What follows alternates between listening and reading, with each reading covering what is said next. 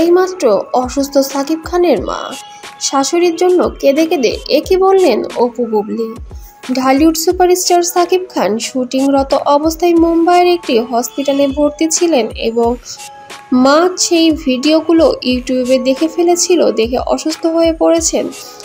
সাকিব খানের মা হাই প্রেশারের রোগী এবং আরও বিভিন্ন হৃদরোগ যন্ত্র রিলেটেড অনেক রোগে আক্রান্ত অবস্থায় আছেন এবং আমাদের বিয়ে, আমাদের সব কিছু কিন্তু হয়েছে তার ডিভোর্সের পরে।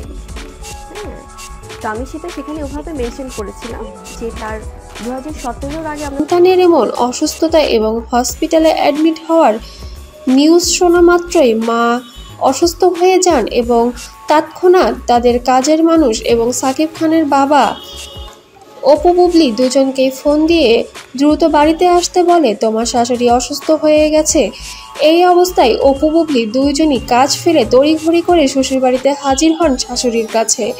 শাশুড়ির শরীরের অবস্থার অবনতি ঘটায় তারা দুজন মিলে ঢাকার একটি উন্নতর চিকিৎসার জন্য এভার কেয়ার হসপিটালে ভর্তি করেন, যেখানে সাকিব খান ভিডিও কলে সব কার্যক্রম পূরণ করেন এবং ডক্টরকে বলেন দ্রুত তার মায়ের চিকিৎসা যেন শুরু হয় এবং চিকিৎসা যেন কোনো ত্রুটি না থাকে, টাকার দিকে যেন চিন্তা না করে।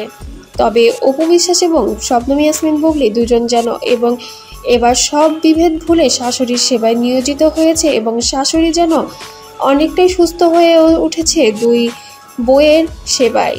এবার সাকিব খান মুগ্ধ হয়েছেন দুজনের প্রতি। তবে এদের ভবিষ্যৎ এবার কোন দিকে মোড় নেবে সেটা এখনো যেন ধোঁয়াশার মধ্য দিয়ে যাচ্ছে।